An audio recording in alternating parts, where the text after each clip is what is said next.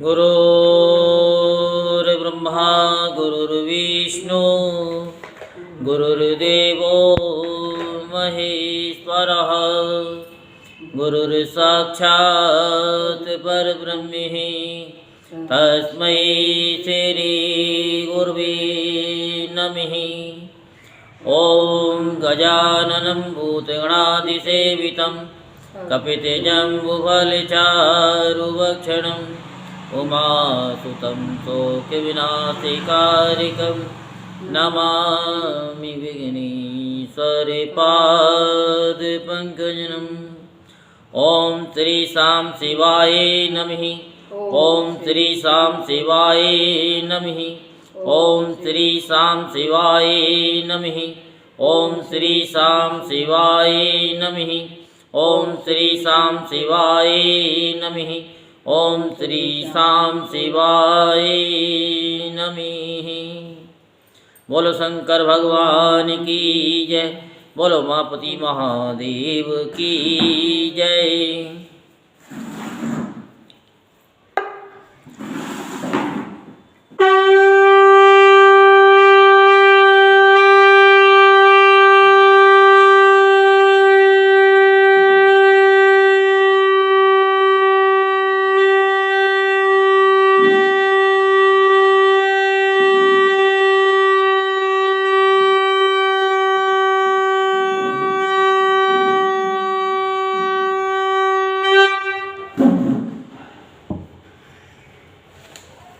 आज हम आपको शिव पुराण में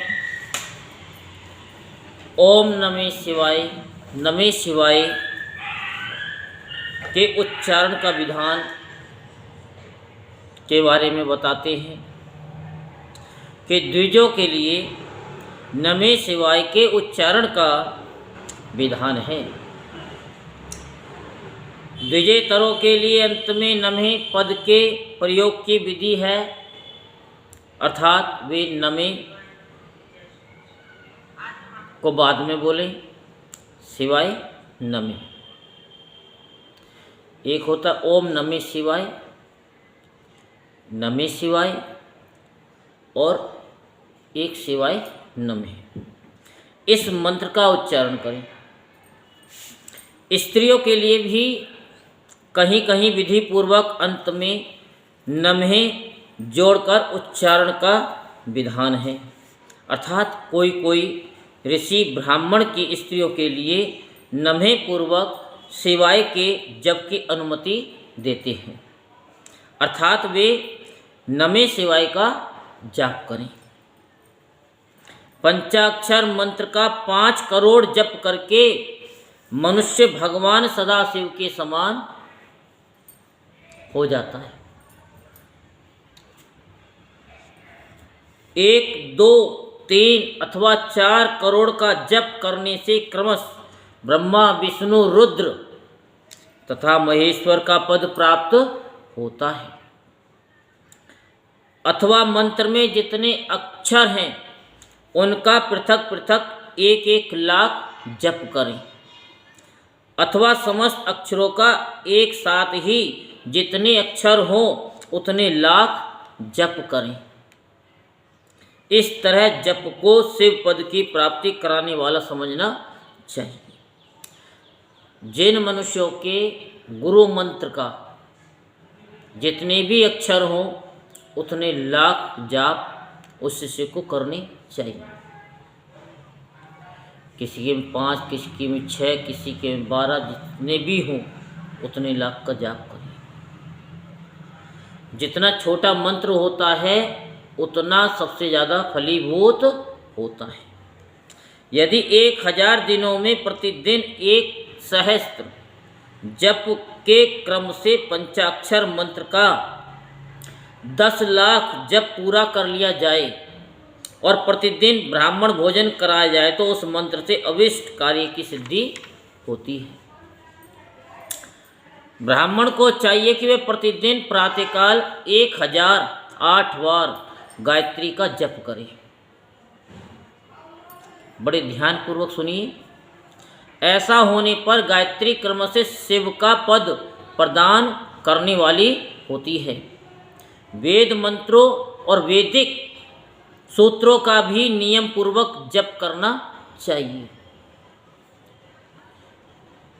एकाक्षर मंत्र 10,000, दार्शन मंत्र 1,000, 100 से कम अक्षर वाले मंत्र 100 और उससे अधिक अक्षर वाले मंत्र यथाशक्ति 1 से अधिक बार जपनी चाहिए।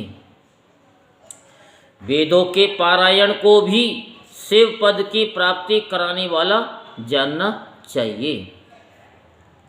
अन्यान्य जो बहुत से मंत्र हैं उनका भी जितने अक्षर हों उतने लाख जप करना चाहिए। एकाक्षर मंत्र को उसी प्रकार करोड़ की संख्या में जपना चाहिए। अधिक अक्षर वाले मंत्र 1000 की संख्या में भक्ति पूर्वक जपने चाहिए। इस प्रकार जो यथाशक्ति जप करता है वह क्रमश शिव पद प्राप्त कर लेता है। अपनी रुचि के अनुसार किसी एक मंत्र को अपनाकर मृत्यु पर्यंत प्रतिदिन उसका जप करना चाहिए, अथवा ओम इस मंत्र का प्रतिदिन 1 सहस्त्र जप करना चाहिए। ऐसा करने पर भगवान शिव की आज्ञा से संपूर्ण मनोरथों की सिद्धि होती है। जो मनुष्य भगवान शिव के लिए फुलवाड़ी या बगीचे लगाता है तथा शिव के सेवा कार्य के लिए मंदिर में झाड़ने बुहारने यानी झाड़ू लगाना, पोछा लगाना आदि की व्यवस्था करता है, वह इस पुण्य कर्म को करके शिव पद प्राप्त कर लेता है। भगवान शिव के जो काशी आदि क्षेत्र हैं उनमें भक्ति पूर्वक नित्य निवास करें। वे जड़ चेतन सभी को भोग और मोक्ष देने वाले होते हैं। अतः विद्वान पुरुष को भगवान शिव के क्षेत्र में मृत्यु पर्यंत निवास करना चाहिए। मनुष्यों द्वारा स्थापित शिवलिंग से चारों ओर 100 हाथ तक पुण्य क्षेत्र कहा गया है तथा ऋषियों द्वारा स्थापित शिवलिंग के चारों ओर 1000 हाथ तक पुण्य क्षेत्र होता है। इसी प्रकार देवताओं द्वारा स्थापित शिवलिंग के चारों ओर भी 1000 हाथ तक पुण्य क्षेत्र समझना चाहिए। स्वांभू लिंग के चारों ओर तो 1000 धनुष 4000 हाथ तक पुण्य क्षेत्र होता है। पुण्य क्षेत्र में स्थित बावड़ी, कुआं और पोखरे आदि को शिव गंगा समझना चाहिए। भगवान शिव का ऐसा ही वचन है। वहाँ स्नान, दान और जप करके मनुष्य भगवान शिव को प्राप्त कर लेता है। अतः मृत्यु पर्यंत शिव के क्षेत्र का आश्रय लेकर रहना चाहिए। जो शिव के क्षेत्र में अपने किसी मृत संबंधी का दाहा, दशा, मासिक श्राद्ध, सैपिंडीकरण अथवा वार्षिक श्राद्ध करता है अथवा कभी भी शिव के क्षेत्र में अपने पितरों को पिंड देता है, वह तत्काल सब पापों से मुक्त हो जाता है और अंत में शिव पद पाता है। अथवा शिव के क्षेत्र में 7, 5, 3 या 1 ही रात निवास कर ले। ऐसा करने से भी क्रमशः शिव पद की प्राप्ति होती है। लोक में अपने अपने वर्ण के अनुरूप सदाचार का पालन करने से भी मनुष्य शिव पद को प्राप्त कर लेता है।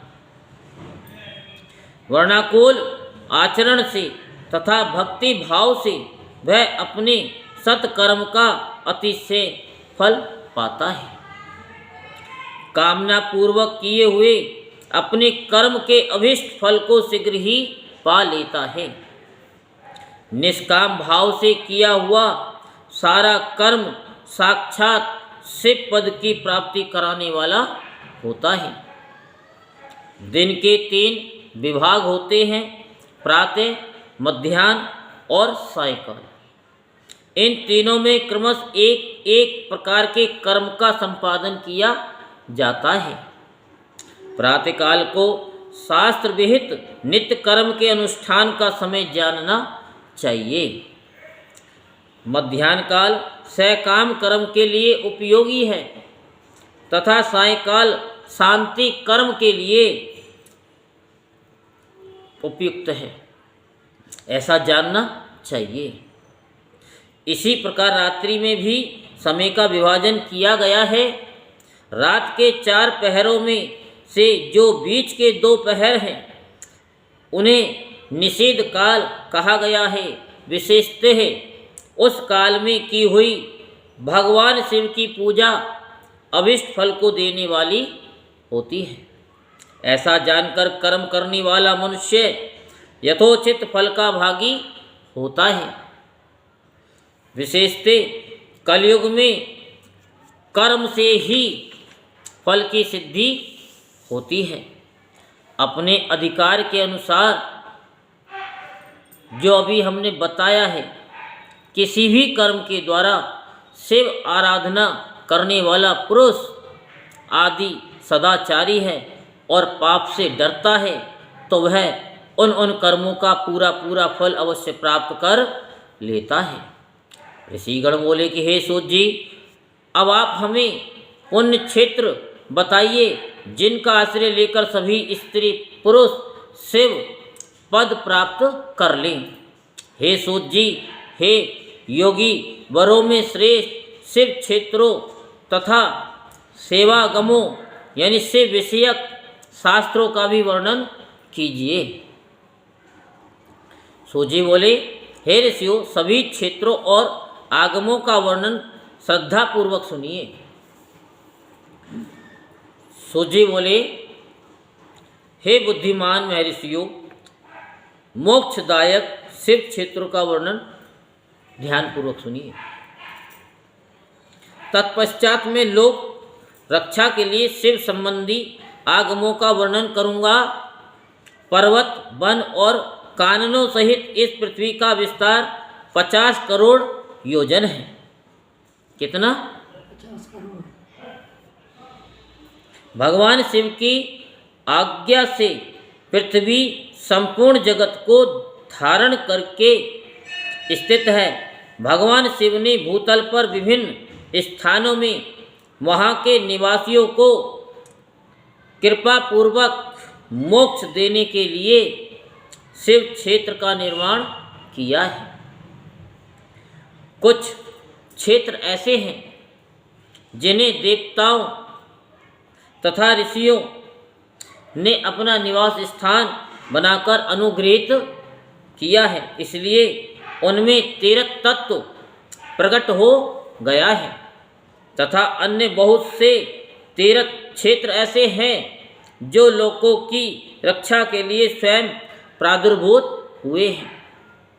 तीर्थ और क्षेत्र में जाने पर मनुष्य को सदा स्नान, दान और जप आदि करना चाहिए, अन्यथा वह रोग, दरिद्रता तथा मूर्खता आदि दोषों का भागी होता है।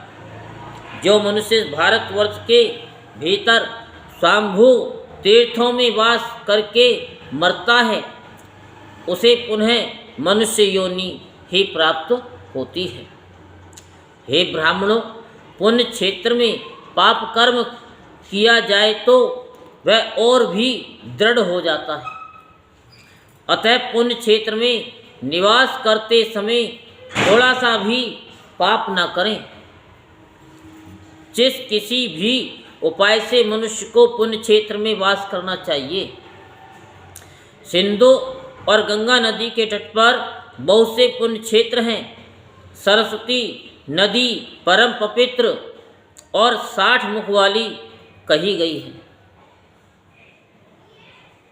अर्थात उसकी 60 धाराएं हैं। जो विद्वान पुरुष सरस्वती की उन धाराओं के तट पर निवास करता है वह क्रम से ब्रह्म पद को पा लेता है।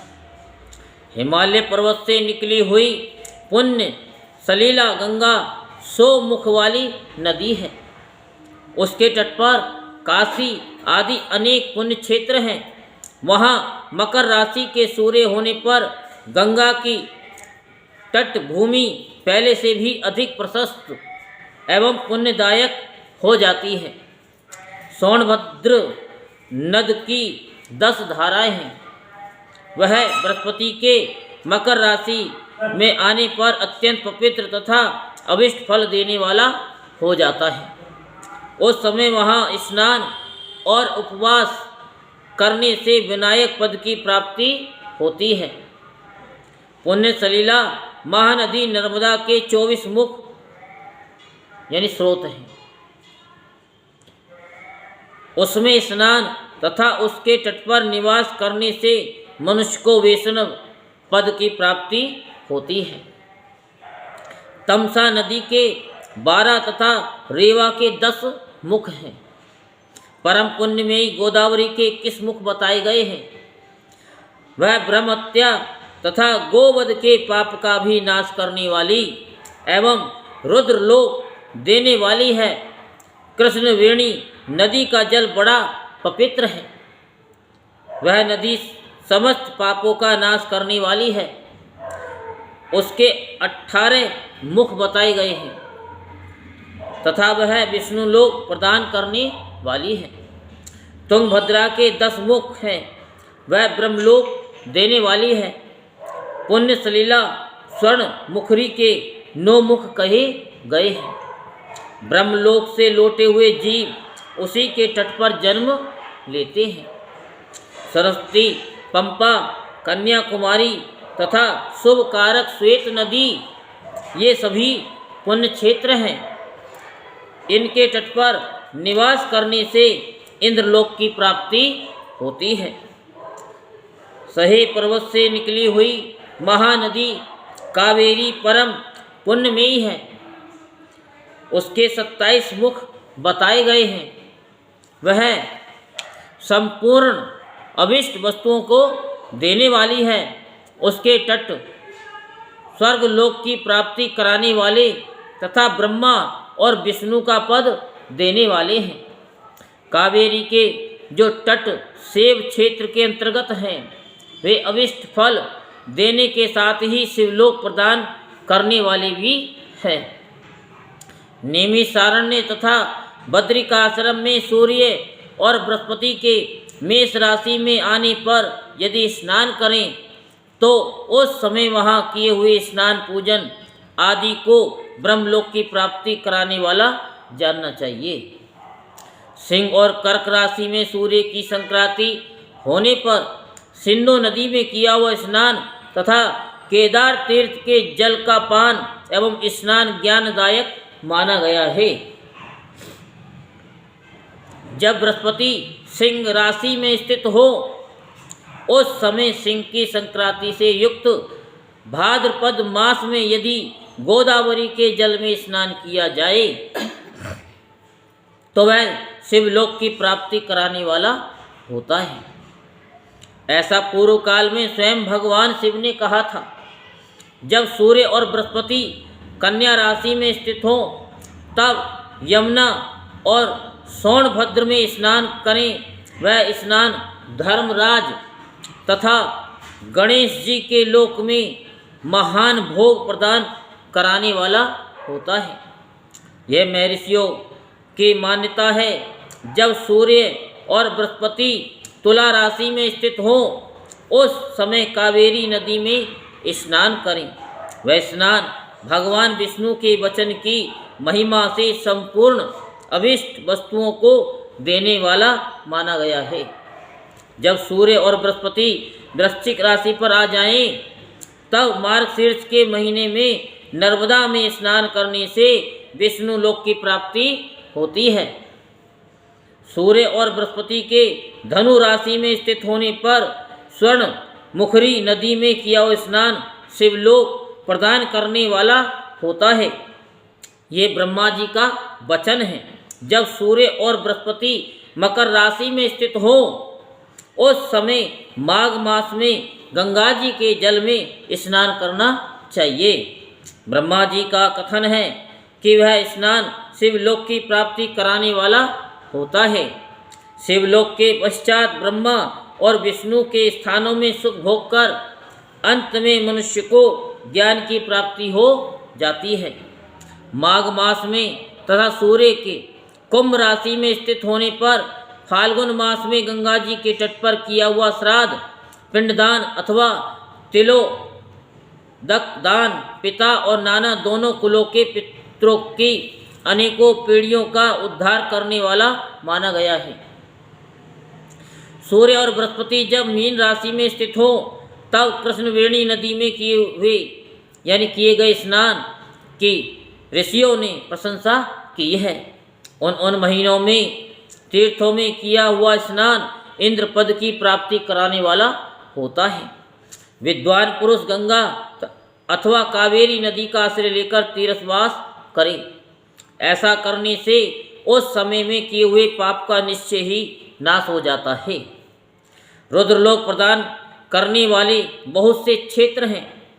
ताम्रपर्णी और वेगवती ये दोनों नदियाँ विष्णु लोक की प्राप्ति रूप फल देने वाली हैं। उन दोनों के तट पर अनेक स्वर्ण यानी स्वर्गदायक क्षेत्र हैं। उन दोनों के मध्य में बहुत से पुण्य प्रद क्षेत्र हैं। वहाँ निवास करने वाला विद्वान पुरुष वैसे फल का भागी होता है। सदाचार, उत्तम वृत्ति तथा सद्भावना के साथ मन में दया भाव रखते हुए विद्वान पुरुष को तीर्थ में निवास करना चाहिए, अन्यथा उसका फल नहीं मिलता। पुण्य क्षेत्र में किया हुआ थोड़ा सा भी पुण्य भी अनेक प्रकार से वृद्धि को प्राप्त होता है तथा वहाँ किया हुआ छोटा सा पाप भी महान हो जाता है। यदि पुण्य क्षेत्र में रहकर ही जीवन बिताने का निश्चय हो तो उस पुण्य संकल्प से उसका पहले का सारा पाप तत्काल नष्ट हो जाता है, क्योंकि पुण्य को ऐश्वर्यदायक कहा गया है।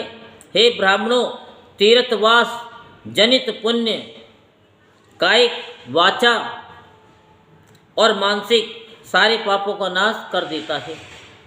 तीर्थ में किया हुआ मानसिक पाप मन से पाप वज्र लेप हो जाता है, वज्र के समान।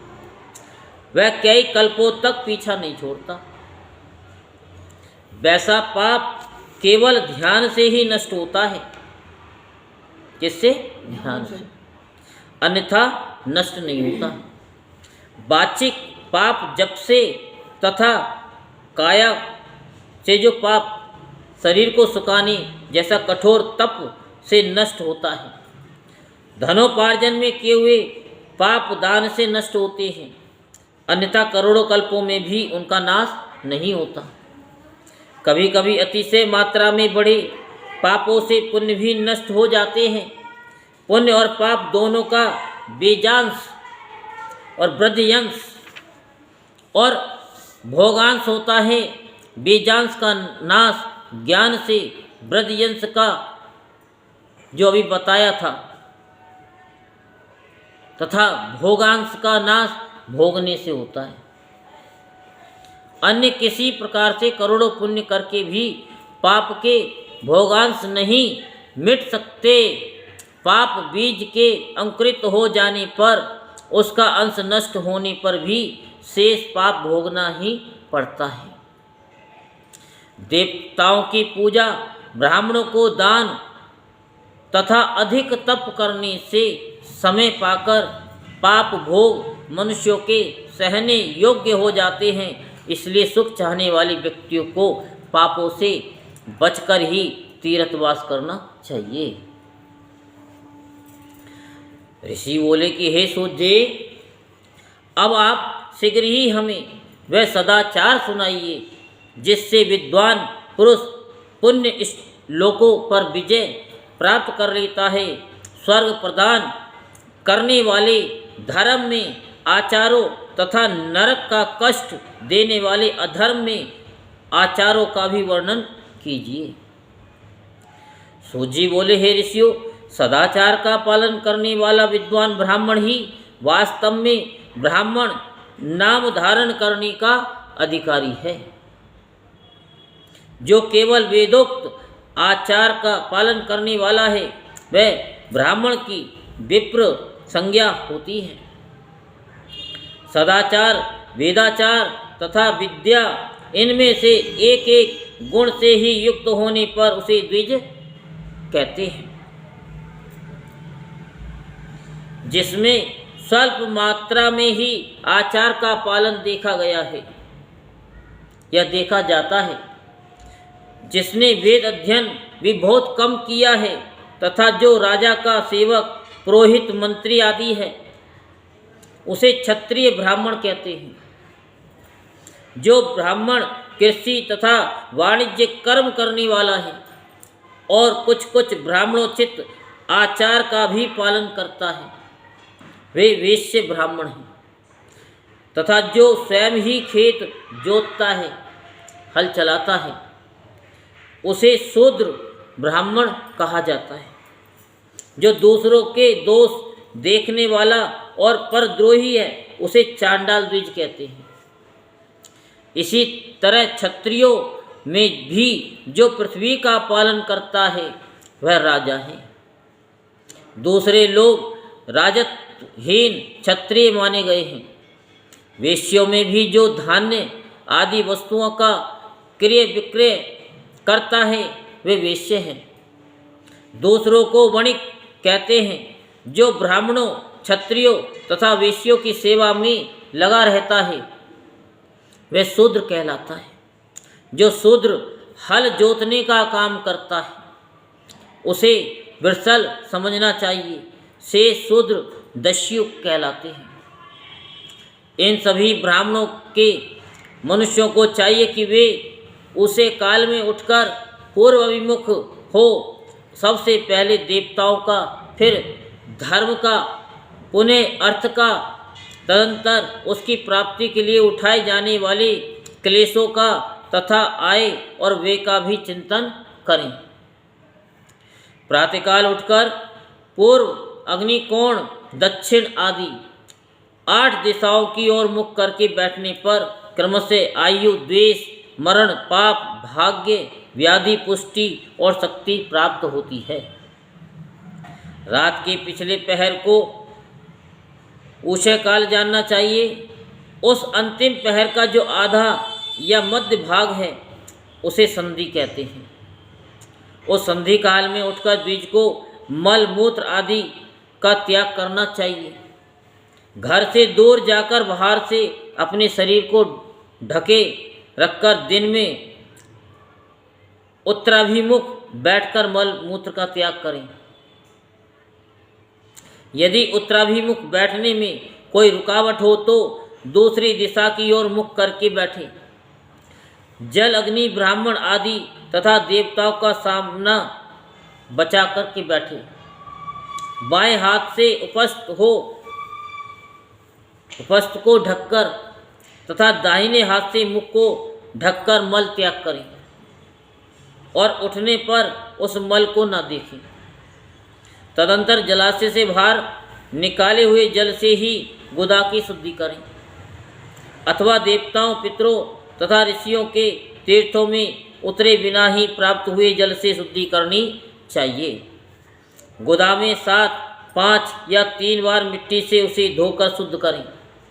लिंग में ककोड़े के फल के बराबर मिट्टी लेकर लगाएं और उसे धो दें, परंतु गुदा में लगाने के लिए एक पसर मिट्टी की आवश्यकता होती है।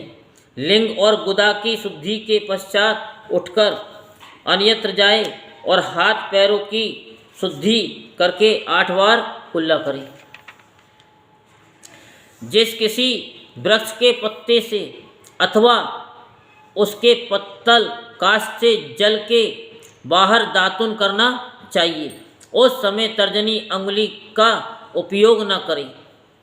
ये दंत शुद्धि का विधान बताया गया है। तदंतर जल संबंधी देवताओं को नमस्कार करके मंत्र पाठ करते हुए स्नान करें। यदि कंठ तक या कमर तक पानी में खड़े होने की शक्ति न हो तो घुटने तक जल में खड़ा होकर अपने ऊपर जल छिड़ककर मंत्रोच्चारण पूर्वक स्नान कार्य संपन्न करें। विद्वान पुरुष को चाहिए कि वहाँ तीर्थ जल से देवता आदि का स्नान तर्पण भी करें। इसके बाद धोत वस्त्र लेकर 5 कच्छ करके उसे धारण करें। साथ ही कोई उत्तरीय भी धारण कर ले, क्योंकि संध्या वंदन आदि सभी कर्मों में उसकी आवश्यकता होती है। नदी आदि तीर्थों में स्नान करने पर स्नान संबंधी उतारे हुए वस्त्र को वहाँ न धोएं। स्नान के पश्चात विद्वान पुरुष उस वस्त्र को बावड़ी में, कुएं के पास अथवा घर आदि में ले जाएं और वहाँ पत्थर पर, लकड़ी आदि पर, जल में या स्थल में अच्छी तरह धोकर उस वस्त्र को निचोड़ें। रिजो वस्त्र को निचोड़ने से जो जल गिरता है वह पितरों की तृप्ति के लिए होता है। इसके बाद जावली उपनिषद में बताए गए अग्निरीति मंत्र से भस्म लेकर उसके द्वारा त्रिपुंड लगाएं। इस विधि का पालन न किया जाए, इसके पूर्व ही यदि जल में भस्म गिर जाए तो कर्ता नरक में जाता है।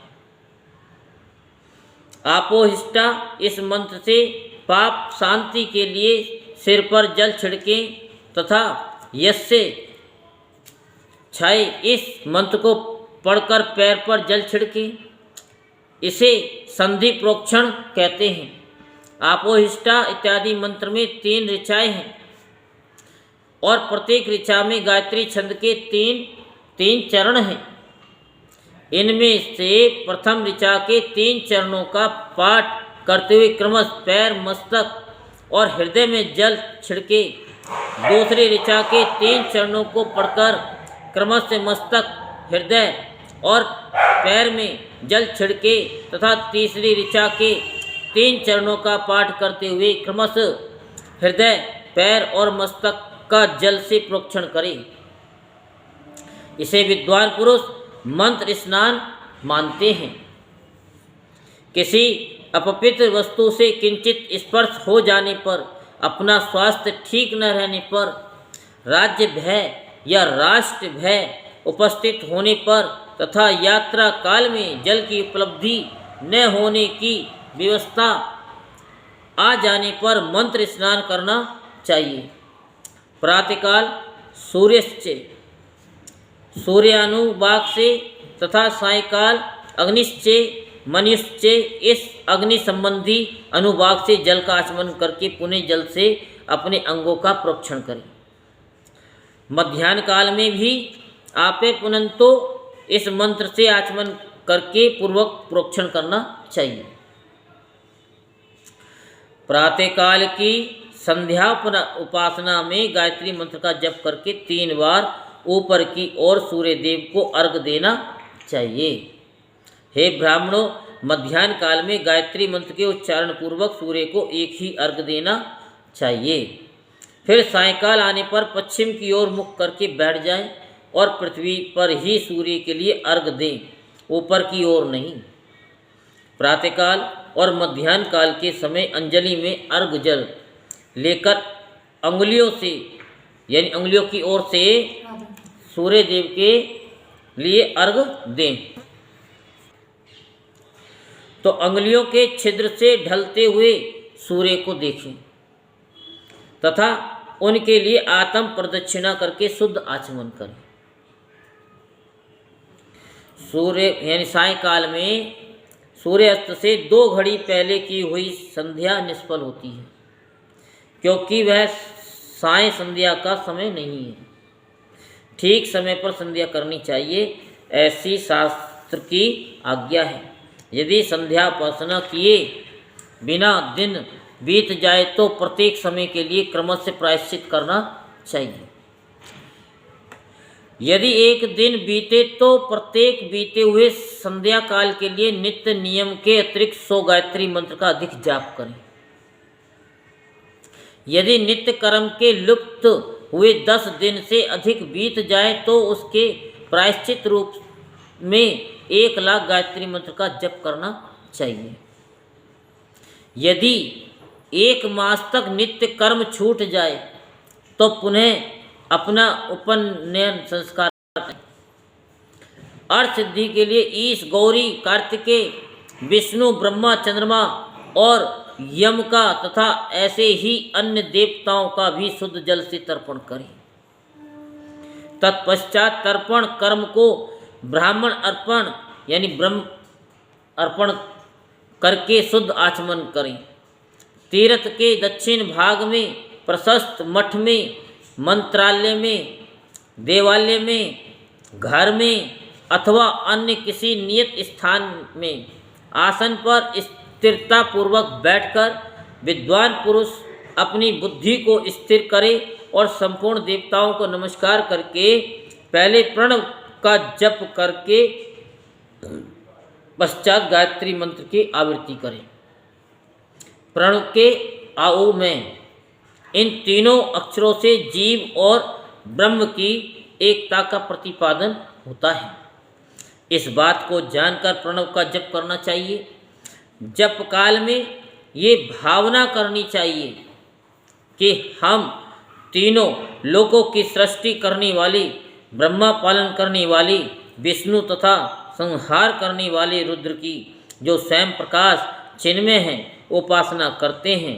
ये ब्रह्म स्वरूप ओंकार हमारी कर्मेंद्रियों और ज्ञानेंद्रियों की वृत्तियों को, मन की वृत्तियों को तथा बुद्धि वृत्तियों को सदा भोग और मोक्ष प्रदान करने वाले धर्म एवं ज्ञान की ओर प्रेरित करें।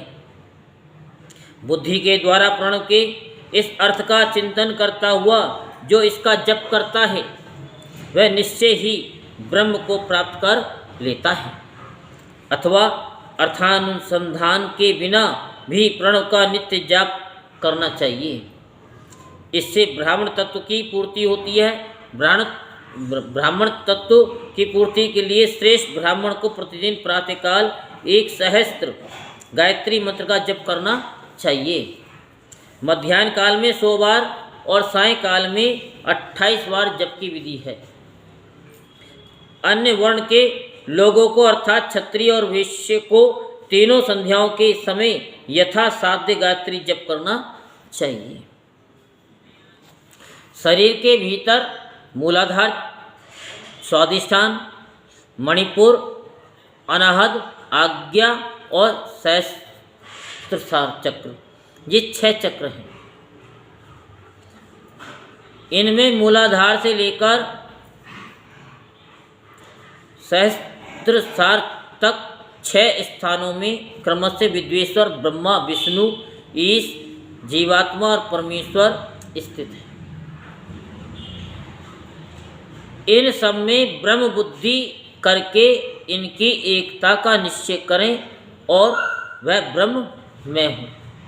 क्या? वो ब्रह्म मैं हूँ, ये शिव कथा कहती है। इसीलिए हम अभी एक्सप्लेन ज़्यादा नहीं कर रहे हैं, अभी तो जो है वही आपको हम बता रहे हैं।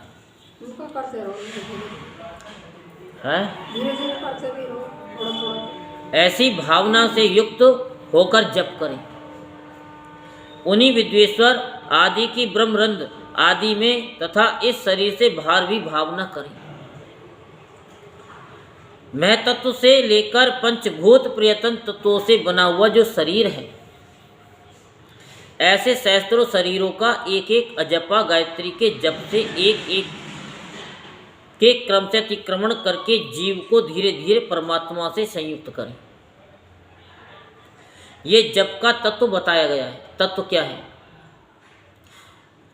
ये शिव कथा कहती है, यही भागवत कथा कहती है और यही हमारे गुरुवर कहते हैं। खाली ये नहीं कि एक लोटा जल हर समस्या का हल, उसके साथ साथ में अपने शरीर के जो भीतर हैं उस तत्व को जगाना है। मंत्र को जगाते हैं, आसन को भी बांधते हैं, अपने प्राणों को भी जगाते हैं, इनके भी मंत्र हैं। बंदे रहना तो ये तो पहली सीढ़ी है, उसके बाद फिर और सीढ़ी शुरू हो जाती है। तो अगर जैसे तत्व ज्ञान की तरफ चलना है तो वो मूलाधार चक्र को उठाए, इनको जागृत करवाए, तभी ये सारी क्रियाएं हो पाएंगी। और नहीं तो बाकी माघ के महीने में, इनके महीने में जगह जगह जाकर के स्नान करो, कर सकते हैं, दिक्कत हो जाएगी बहुत। जिसका जो मिजान बने वहाँ कर लो, लेकिन कुछ करो ना करो, लेकिन अपने चक्रों पे काम, अपने तत्व ज्ञान की तरफ चलो। समझ में आ रही है? और नहीं तो इतना समझ में नहीं आएगा। और जो वास्तविक में जो बताया गया है इस कथा में, वही आपको हम पढ़ पढ़ करके बता रहे हैं। क्या लिखा है इस पुराण में, एक एक शब्द को अगर आपने सुन लिया तो फिर आप सीधे मनुष्य बन जाएंगे। फिर अपने आप को तारने का, अपने आप को परमात्मा में लीन करने का विधि भी पूछने लगोगी कि क्या विधि है, इन मूलाधार चक्र को हम कैसे जागृत करें। फिर हम ब्रह्म हैं, हम विष्णु हैं, हम ही शिव हैं, वो कैसे बने? हम है तो हैं, लेकिन हम उसको जाने कैसे? फिर वो विधि बताई जाती है। तो इसलिए अब तो जिनको ये कथा मिल रही है वो तो बड़भागी है ही, लेकिन जो यूट्यूब पर सुन रहे हैं, शेयर चैट पे सुन रहे हैं, उन्होंने भी अगर इसको ध्यान पूर्वक 3-3 बार सुन लिया तो उनको भी पता चल जाएगा कि शिव कथा कहती क्या है, कि ये जप का तत्व बताया गया है और तत्व जानने के लिए कथा कही जा रही है।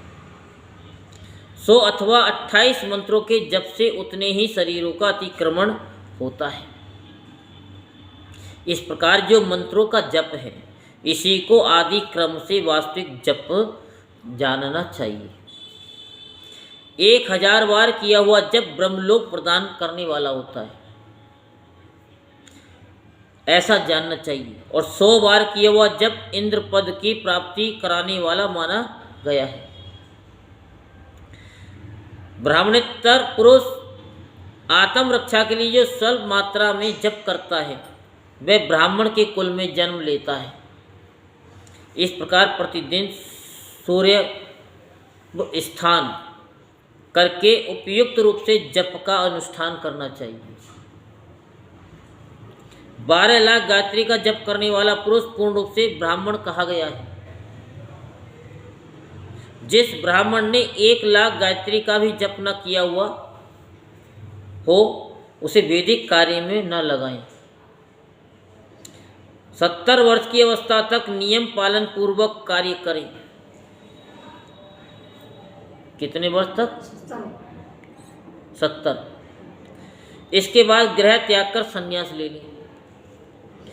परिव्राजक या सन्यासी पुरुष नित्य प्रातःकाल 12,000 प्रणव का जप करें। यदि एक दिन नियम का उल्लंघन हो जाए तो दूसरे दिन उसके बदले में उतना मंत्र और अधिक जाप करना चाहिए। इस प्रकार जप को चलाने का प्रयत्न करना चाहिए। यदि क्रमशः 1 मास उल्लंघन का व्यतीत हो गया हो तो 1.5 लाख जप करके उसका प्रायश्चित करना चाहिए। इससे अधिक समय तक नियम का उल्लंघन हो जाए तो पुनः नए सिरे से गुरु से नियम ग्रहण करें। ऐसा करने से दोषों की शांति होती है, अन्यथा रोरम नरक में जाना पड़ता है। जो सकाम भावना से युक्त ग्रस्त ब्राह्मण है, उसी को धर्म तथा अर्थ के लिए यत्न करना चाहिए। मुमुक्ष ब्राह्मणों को तो सदा ज्ञान का ही अभ्यास करना चाहिए।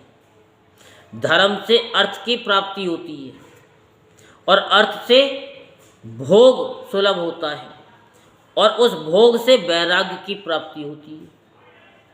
और धर्म पूर्वक उपार्जित धन से जो भोग प्राप्त होता है, उससे एक दिन अवश्य वैराग्य का उदय होता है।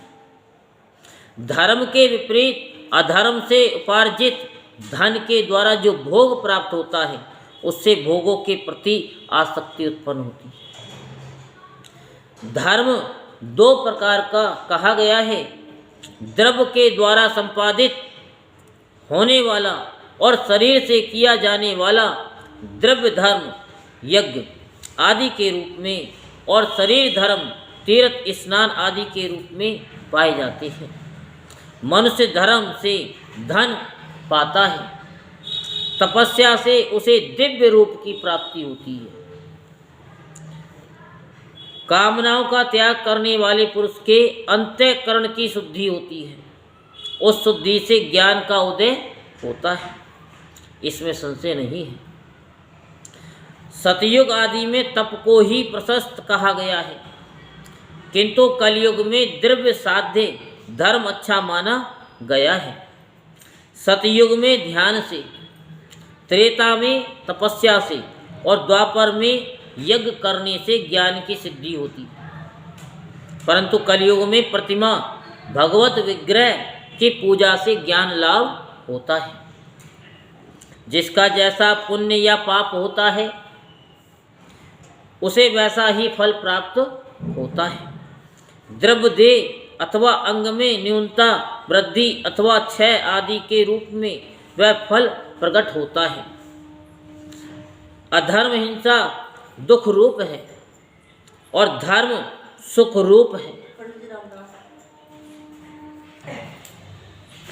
मनुष्य अधर्म से दुख पाता है और धर्म से सुख एवं अभयोदय का भागी होता है। दुराचार से दुख प्राप्त होता है और सदाचार से सुख। अतः भोग और मोक्ष की सिद्धि के लिए धर्म का उपार्जन करना चाहिए। जिसके घर में कम से कम 4 मनुष्य हैं, ऐसे कुटुंबी ब्राह्मण को जो 100 वर्ष के लिए जीवन निर्वाह की सामग्री देता है, उसके लिए वह दान ब्रह्मलोक की प्राप्ति कराने वाला होता है। दान के बारे में कल आपको खुल के बताएं किस तरीके से किया जाता है। इसी में लिख रहा है 1000 चंद्रायण व्रत का अनुष्ठान ब्रह्मलोकदायक माना गया है। जो क्षत्रिय 1000 कुटुंब को जीविका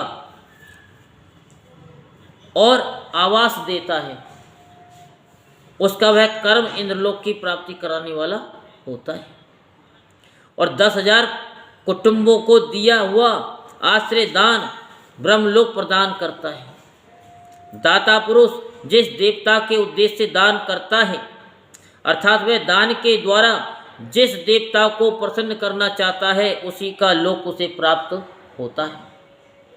ऐसा वेता पुरुष कहते हैं कि धनहीन पुरुष सदा तपस्या का उपार्जन करें, क्योंकि तपस्या और तीर्थ सेवन से अक्षय सुख पाकर मनुष्य उसका उपभोग करता है। अब मैं न्याय धन के उपार्जन की विधि बता रहा हूँ।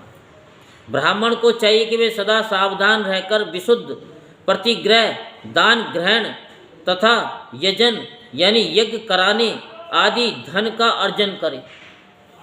वह इसके लिए कहीं दीनता न दिखाए और न अत्यंत कलेशदायक कर्म ही करे।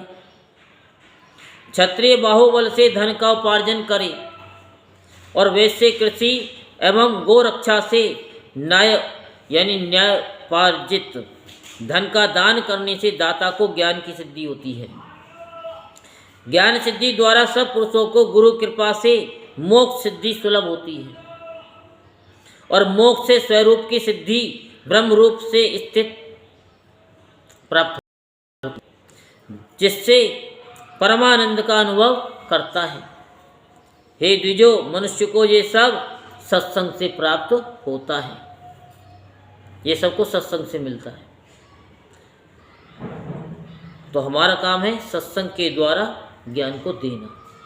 सत्संग के द्वारा आप लोगों का स्वाधिष्ठान चक्र को उठाना और आपको परमानंद का अनुभव कराना। सच्चिदानंद जो सतचित और आनंद परमात्मा है, उसको जनाना कि आपके अंदर जो बैठा हुआ है, आप अपने आप को एक शीशा बना करके उसको देख लो अपनी आंखों से। इन आंखों से नहीं, मन की आँखों से उसको जान लो, उनका अनुभव कर लो, ये हमारा काम है। लेकिन शिव कथा क्या कहती है? शिव कथा कहती है कि इस शिव तत्व को जो तुम्हारे अंदर बोल रहा है, सुन रहा है, कह रहा है, इसको जानो। वो कब? जब इसके अनुसार हम थोड़ा बहुत भी चल लेंगे, थोड़ा बहुत भी। गृहस्थ आश्रमियों को धन धान्य आदि सभी वस्तुओं का दान करना चाहिए, सभी वस्तुओं का दान करना चाहिए। कोई ऐसी वस्तु ना हो जिसका दान ना किया हो। तो आज का आपका होमवर्क है कि आपने क्या क्या दान किया अपने जीवन में, किस किस वस्तु का दान किया, उसके बारे में सोचना है और फिर कल हमको बताना है। अपना हित चाहने वाले गृहस्थ को जिस काल में जो फल अथवा धान्य आदि वस्तुएं उत्पन्न होती हैं, उन्हें ब्राह्मणों को दान करना चाहिए।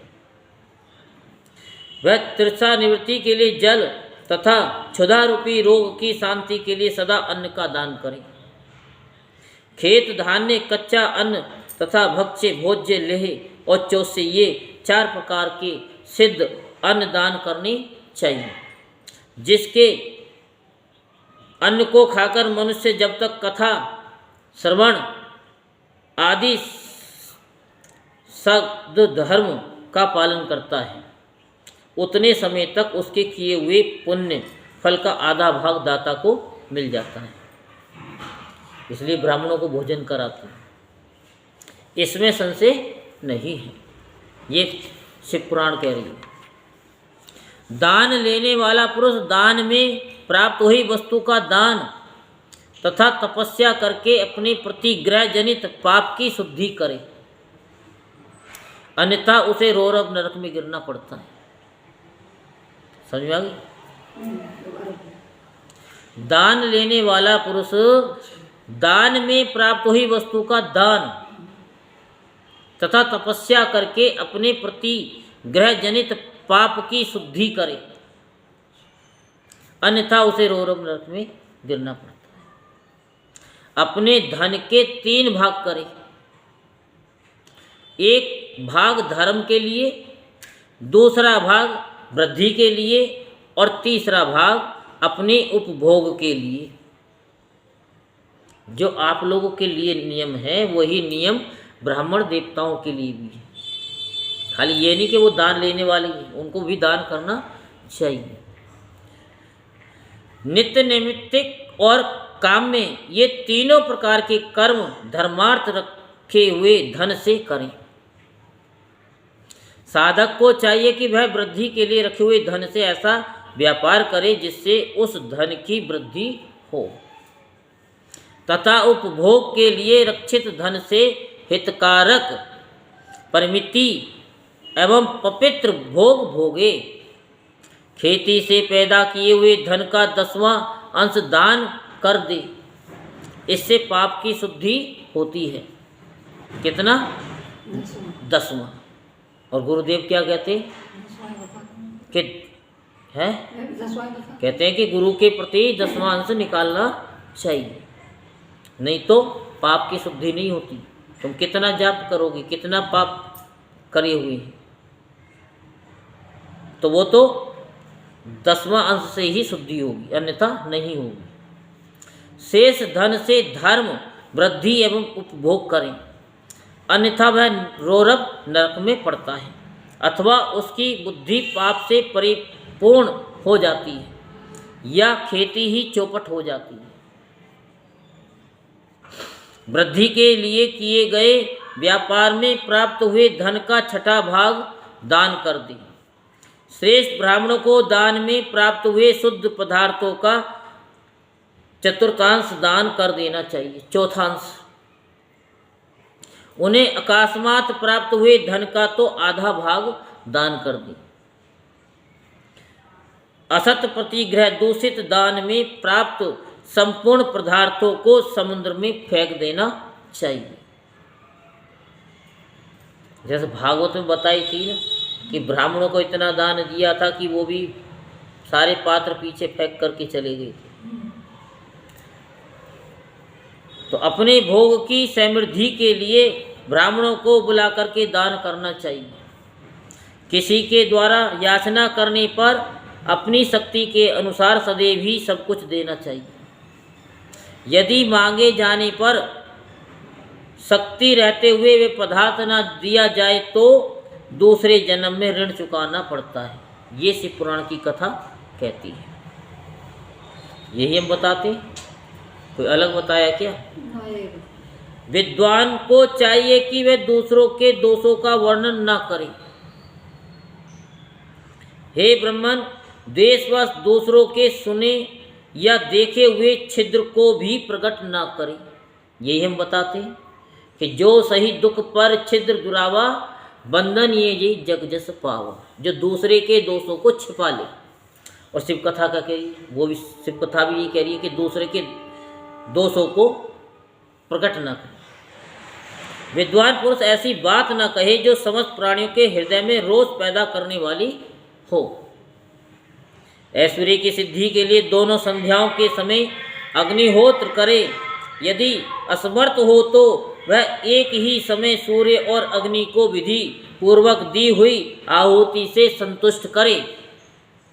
चावल, धान्य, घी, फल, कंद तथा हविष्य इनके द्वारा विधि पूर्वक स्थाली पाक बनाए तथा यथोचित रीति से सूर्य और अग्नि को अर्पित करे। यदि हविष्य के अभाव हो तो प्रधान होम मात्र करे। सदा सुरक्षित रहने वाली अग्नि को विद्वान पुरुष अजस्त्र की संज्ञा देते हैं। यदि असमर्थ हो तो संध्या काल में जप मात्र या सूर्य की वंदना मात्र कर ले। आत्मज्ञान की इच्छा वाले तथा धनार्थी पुरुषों को भी इस प्रकार विधिवत उपासना करनी चाहिए, जो सदा ब्रह्म यज्ञ में तत्पर रहते हैं, देवताओं की पूजा में लगे रहते हैं, नित्य अग्नि पूजा एवं गुरु पूजा में अनुरक्त होते हैं तथा ब्राह्मणों को तृप्त किया करते हैं।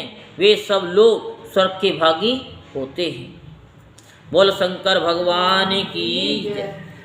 बोलो उमापति महादेव की जय। जय शंभु जय शंभु शंभु जय शंभु कैलाशपति। जय शंभु जय शंभु शंभु जय शंभु कैलाशपति। जय गोरा गोरा जय गोरा माँ पार्वती। जय गोरा गोरा जय गोरा माँ पार्वती। जय शंभु शंभु जय शंभु कैलाशपति। जय शंभु शंभु जय शंभु कैलाशपति। जय गोरा गोरा जय गोरा माँ पार्वती। जय गोरा गोरा जय गोरा माँ पार्वती। जय शंभु शंभु जय शंभु कैलाशपति। जय शंभु शंभु जय शंभु कैलाशपति। जय गोरा गोरा जय गोरा माँ पार्वती। जय गोरा गोरा जय गोरा माँ पार्वती। बोलो शंकर भगवान की जय। बोलो उमापति महादेव की जय। हर हर महादेव, हर हर महादेव, हर हर